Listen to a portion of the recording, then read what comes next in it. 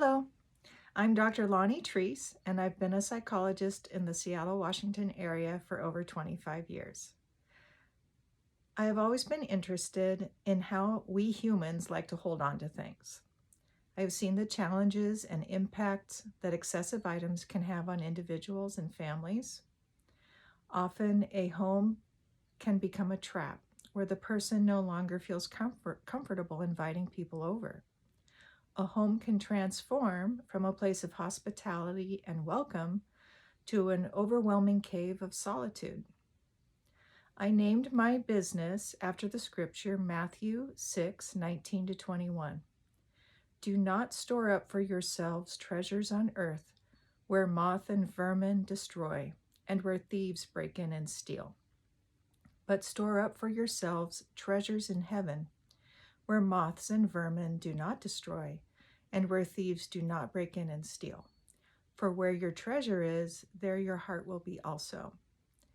Ultimately, it's best to focus our time and resources less on earthly things and more so on lasting legacies, such as love and care within the relationships of family, friendships, and community.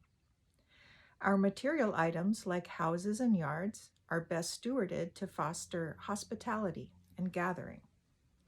I have been fascinated by how we humans often collect and gather material items, commonly as a source of comfort. I am no exception. My house has its share of knickknacks. For instance, I love the color of dark blue glass, and I've collected blue glass bottles. I like to see them shine in the sun or on my deck and in the yard. But let's face it, often we keep collecting items more than we get rid of items until our home is overwhelming. In my case, I have set limits on bringing any more bottles into my home. If I do really want to bring a bottle in, then I have to choose at least one to let go of. I have helped friends declutter and organize many times over the years, and I am good at discerning what is to be disposed of, given away, or kept or sold. For more information on my process for how to do that, please see my process tips video. I find it really rewarding to see the difference from a cluttered, messy, and overwhelming home to a clear, tidy, and comfortable home. It's not that different from being a psychologist. With my patients, I have found it rewarding to come alongside and assist them in shedding or managing their problematic symptoms that hinder them so that they can fulfill their fullest potential.